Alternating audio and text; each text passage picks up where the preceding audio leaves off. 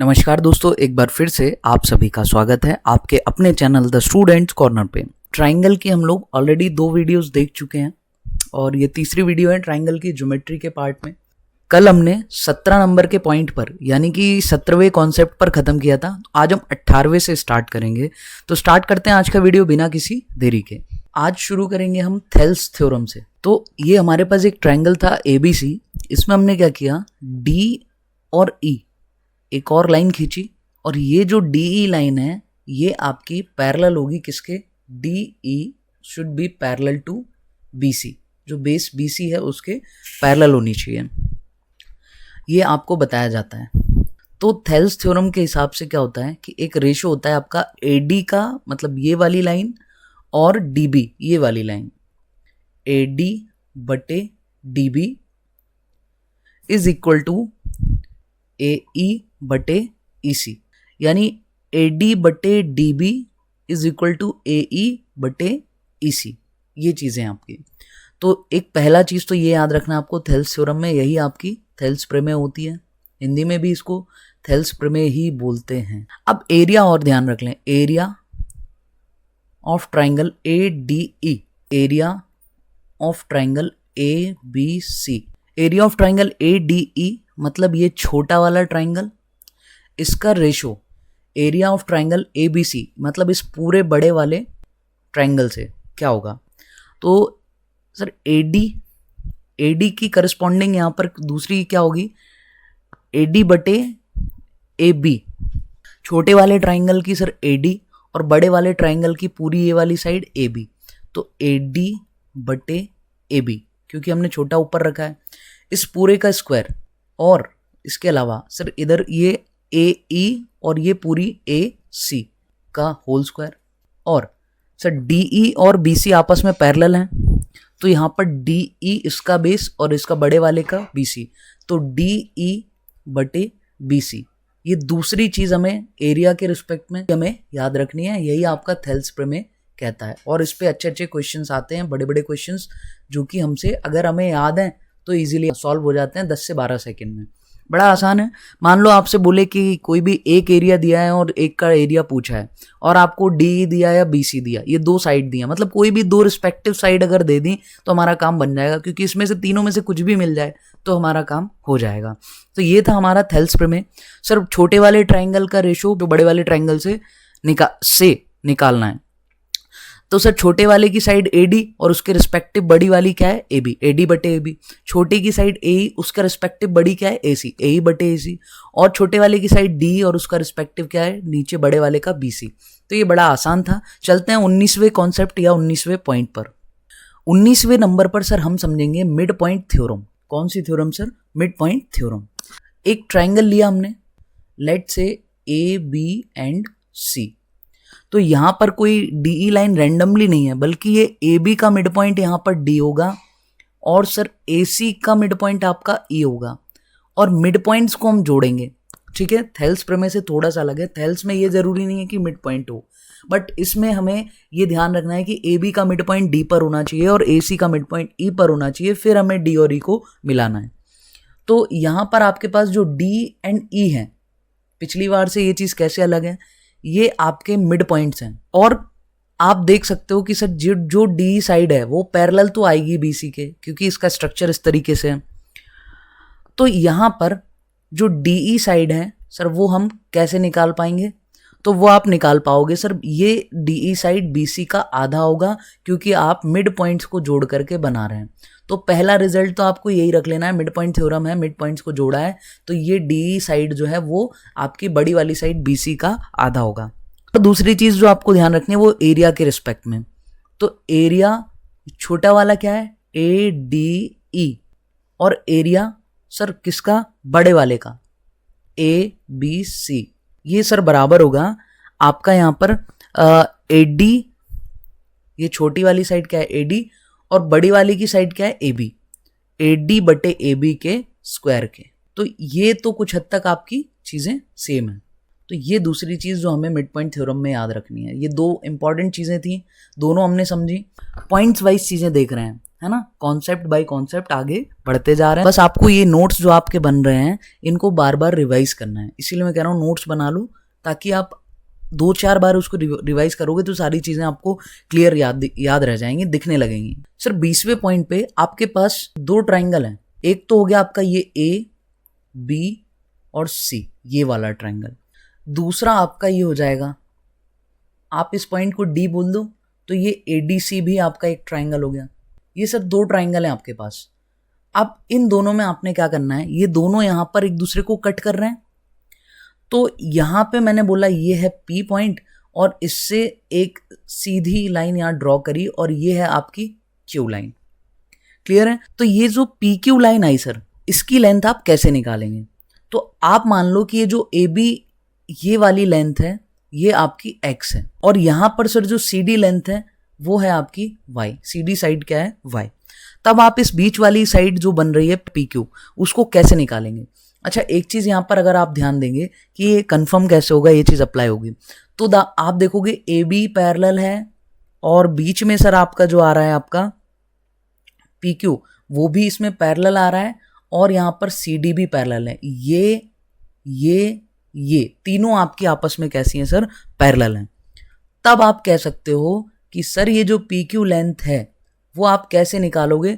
तो आप सर ये दोनों में क्या करना, एक बार ऊपर गुणा कर दो xy का और नीचे x प्लस y को जोड़ दो, और इस तरीके से आप ये क्वेश्चन कर सकते हैं, PQ लेंथ निकाल सकते हैं। अगेन वही चीजें हैं कि तीनों में से कोई भी 2 दे देगा, एक गैप कर देगा, बहुत बढ़िया क्वेश्चन इस पे बनता है। तो अगर आपको ये याद है तो आप 10 से 12 सेकंड में अपना आंसर निकाल सकते हैं। ठीक है, तो बहुत ही बढ़िया कॉन्सेप्ट था। चलते हैं अगले कॉन्सेप्ट के साथ, आप इसको नोट जरूर करते चलिएगा।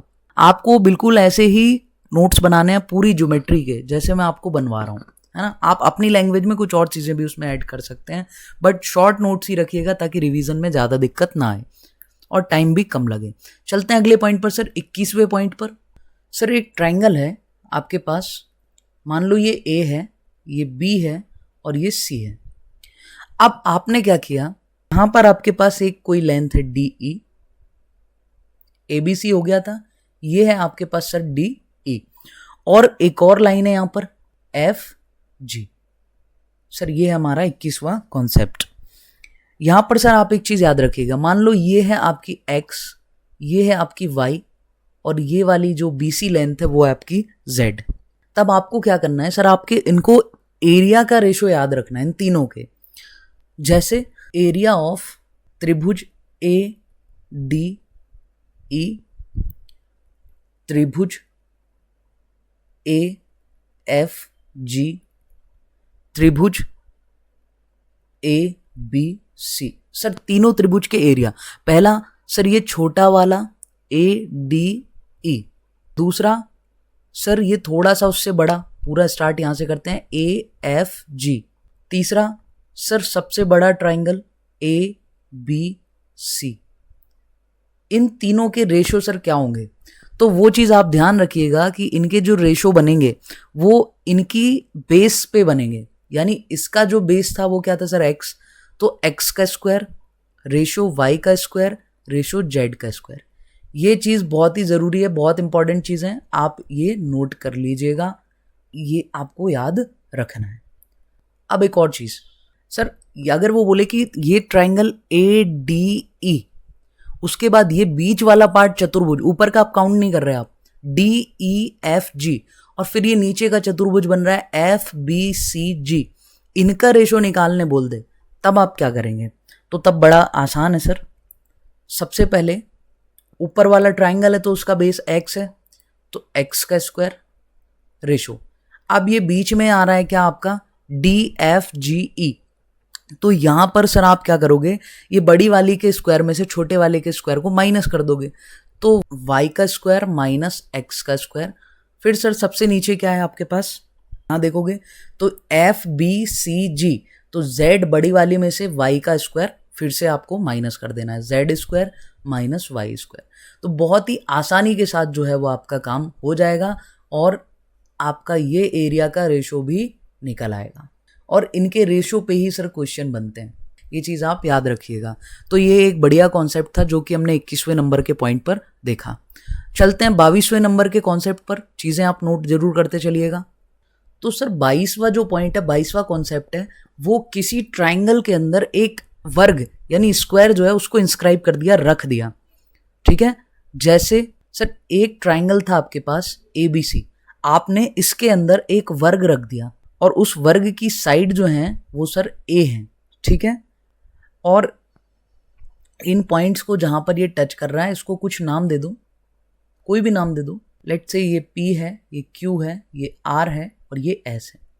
तब इसमें सर आपको याद क्या रखना है कि यहां पर आपसे बोला है कि ये जो ट्राइंगल है सर, इसका बेस X मान लो आप और इसकी हाइट H मान लो। ठीक है, ये हाइट हो गई। तब ये जो स्क्वायर आपने इसके अंदर रखा है इस ट्राइंगल के, उसकी साइड कैसे निकलेगी? तो ये चीज़ ध्यान रखना सर, ये जो स्क्वायर है इसकी साइड हम निकालेंगे तो आपको कुछ नहीं करना, बेस क्या है X और हाइट क्या है H। तो एक बार X और H का ऊपर गुणा कर दो और सर नीचे X और H को जोड़ दो, क्योंकि बेस और हाइट यही दो काम आते हैं, अभी भी वही आए हैं। ऊपर दोनों का गुणा किया, नीचे दोनों को जोड़ दिया और जो रेशो निकलेगा सर वो आपका स्क्वायर की साइड निकाल के देगा आपको। बढ़िया कॉन्सेप्ट है, इसको आप रख लीजिएगा, एग्जाम में क्वेश्चन बनते हैं। आगे चलते हैं हम अपने अगले पॉइंट पर। सर 23वें नंबर पर हम इक्विलैटरल ट्राइंगल या समबाहु त्रिभुज की चर्चा करने वाले हैं। तो पॉइंट वाइज इसके सब पॉइंट निकलेंगे हमारे पास। पहले नंबर पर सर हम चर्चा करेंगे, सर आपने क्या किया, एक इक्विलैटरल ट्राइंगल था आपके पास ABC, तो आपने क्या कर दिया, यहां से सर A से सामने आपने एंगल बाइसेक्टर भी आप इसको कह सकते हैं, मान लो एंगल बाइसेक्टर डाल दिया, वही आपकी हाइट भी होगी। यहां पर D और B से आपने इस AC पर डाला और बोला, उसको नाम दिया E, और सर C से आपने यहां AB पर डाला, उसको नाम दिया आपने F। इक्विलैटरल ट्राइंगल की सर साइड कितनी है, तो A है, क्योंकि तीनों साइड आपस में इक्वल होंगी। तो ये क्योंकि सर आपका क्या है, एंगल बाइसेक्टर है और इसमें तो सारी साइड ही बराबर होती हैं, तो सर ये बिल्कुल बीच में आएगा आपका। ठीक है, ये भी हाइट आपकी A/2 हो जाएगी और सर ये वाली हाइट भी आपकी A/2 हो जाएगी। ये चीज़ें आपको क्लियर हैं? और सर जहां पर ये तीनों कट कर रहे हैं वहां, अच्छा ये इक्विलैटरल ट्राइंगल है, इसके बारे में एक चीज़ याद रखना है, एक क्वेश्चन बहुत बनता है। एक इकलौता ऐसा ट्राइंगल है जिसके एक ही सेम पॉइंट पर आपके चारों तरीके के सेंटर बनते हैं। ठीक है, तो वो कौन सा ट्राइंगल है आपका? इक्विलैटरल। बहुत जरूरी है, याद रखना, क्वेश्चन आते हैं इस पर। सर ये वाली जो छोटी सी डिस्टेंस है ये आपकी R होगी, ये वाली डिस्टेंस। ठीक है, आप इसको कह सकते हैं सर इन सेंटर। और ये जो यहां से यहां तक की बड़ी वाली दूरी होगी सर, ये कैपिटल R होगी। तो सर ये छोटी वाली जो इन सेंटर है, कभी वो निकालने आ जाए तो कैसे निकालोगे? तो ये होता है सर A/2√3। बड़ा आसान है, तो आपका इन सेंटर निकल आएगा। सर बड़ा वाला, सॉरी इन रेडियस निकल के आ जाएगा, सॉरी इन रेडियस। अब सर अगर आपको R यानी आउटर रेडियस निकालना हो तो वो आप कैसे निकालोगे? तो वो होगा सर आपका A/√3। ये 2 नहीं आएगा, बाकी तो सेम ही है, तो ये भी आप नोट कर लो, क्योंकि बड़ा वाला जो रेडियस है वो ज़्यादा होगा, इसीलिए यहाँ पर 2 नहीं है, और ये छोटा होगा तो 2 बटे में है, तो वो और छोटी कर देगा चीज़ों को। तो इस तरीके से हम याद रख सकते हैं। तीसरी चीज़ कि सर इसकी हाइट हमें निकालना हो इक्विलैटरल ट्राइंगल की, तो क्या करें? तो √3/2 इंटू A, √3A/2। एरिया भी आपका मिलता जुलता है, तो आप चीज़ें ध्यान रखिएगा। फिर सर एरिया निकालना हो तो क्या करें? √3/4 इंटू A²। ए क्या है sir? Small a, side of the equilateral triangle. तो ये चारों चीज़ें हमने यहाँ पर एक साथ लिख ली, वैसे भी हम इसको शायद पहले भी पढ़ के आए होंगे।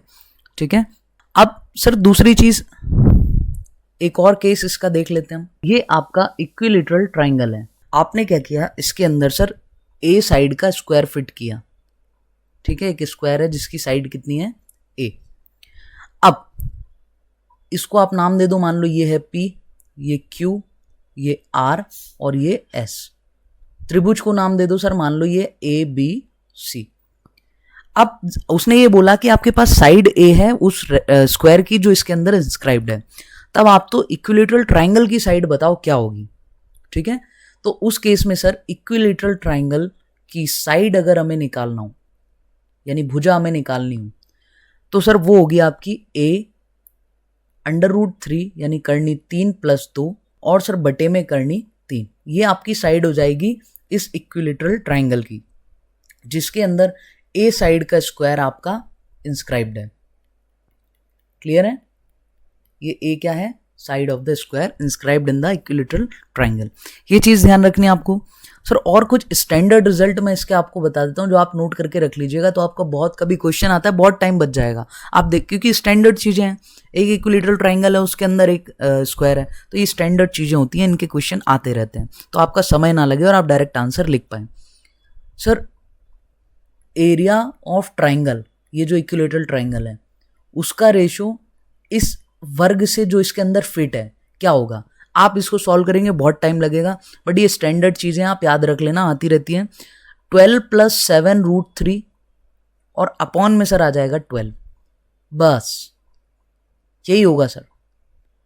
चाहे इनकी साइड कुछ भी दी हो, बट इन दोनों का रेशो अगर आपसे पूछा है तो ये हमेशा 12 + 7√3/12 होगा। और अगर स्क्वायर ऊपर रख दे, ट्राइंगल नीचे कर दे, तो इसको भी आप उल्टा कर देना। ठीक है? ऐसे एक और चीज पूछी जाती है, वो भी आप ध्यान रख लेना। इक्विलेटरल ट्राइंगल की साइड का रेशो स्क्वायर की साइड से कितना होगा? तो ये भी स्टैंडर्ड रिजल्ट है सर, √3 + 2 और अपॉन में भी आपका क्या? √3। तो ये भी आप ध्यान रखना। कई बार एरिया का नहीं बल्कि साइड का रेशो पूछ लेता है। ठीक है? तो ये स्टैंडर्ड चीजें आप याद रखना, बहुत समय आपका बच जाएगा। तो ये थी, हमने चर्चा करी इक्विलेटरल ट्राइंगल की। सर अगला पॉइंट देख लेते हैं, 23वां पॉइंट हमारा हो चुका है, 24वां पॉइंट। सर आइसोसेलेस क्या होता है? जिसकी दो साइड्स आपस में इक्वल होती हैं, यानी समद्विबाहु। आइसोसेलेस ट्राइंगल या समद्विबाहु त्रिभुज। सर एक ट्राइंगल आपके पास है, आप इसको नाम दे दो A, B, C। ठीक है? और ये आइसोसेलेस है, तो ये बताने की जरूरत नहीं है कि ये दोनों साइड आपकी बराबर होंगी, और इसको आप बोल दो ये B है। अब यहां से सर हमने एक परपेंडिकुलर ड्रॉ किया BC बेस पर। ये बार बार मैं चीजें आपको बताता हूं तो इनका मतलब भी आप समझ लो। जब I है मतलब आपका इन सेंटर है, फिर जो आपका O बनेगा उसके नीचे सर वो है आपका सर्कम सेंटर, फिर उसके नीचे क्या बन रहा है सर G, वो है आपका सेंट्रोइड, और उसके नीचे बन रहा है सर H, वो है आपका ऑर्थो सेंटर। ये चीजें आप नोट कर लीजिएगा।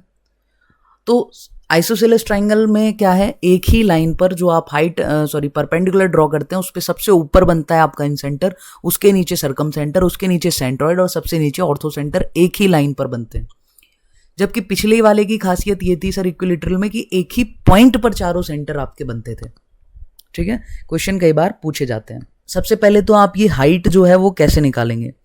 तो ये जो AD है, इस पॉइंट को हमने D बोला, जो कि हाइट भी है आपकी, तो वो आप कैसे निकालोगे?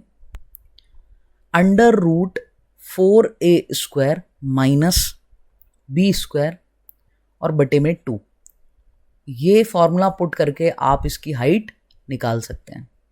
और दूसरी चीज एरिया निकालना हो तो बहुत पहले बता चुका हूं, बेस इनटू हाइट, और हाइट नहीं है तो हाइट आप निकाल सकते हो। क्लियर है? तो ये दो चीजें हमें इसके बारे में भी याद रखनी थी। तो ये आइसोसेलेस की चर्चा भी हमने कर ली। अब सर एक ट्राइंगल बचता है, राइट एंगल ट्राइंगल। तो ये राइट एंगल ट्राइंगल यानी समकोण त्रिभुज, इसकी चर्चा भी हम कर ही लेते हैं। सर एक एक पॉइंट में हम इसको तोड़कर चर्चा करेंगे। सबसे पहले मान लो ये है आपका कोई राइट एंगल ट्राइंगल, है ना? आपने कहा सर ये वाली जो लाइन है, ये पॉइंट है आपका A, ये कॉर्नर सर B, और ये है आपका C।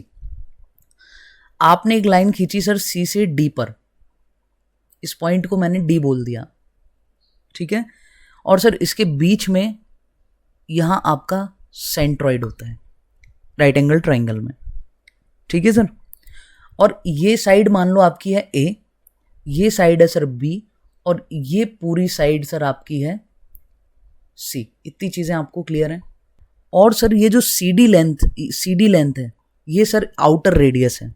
अब मान लो कि आपको आउटर रेडियस निकालनी है राइट एंगल ट्राइंगल में, आप कैसे निकालोगे?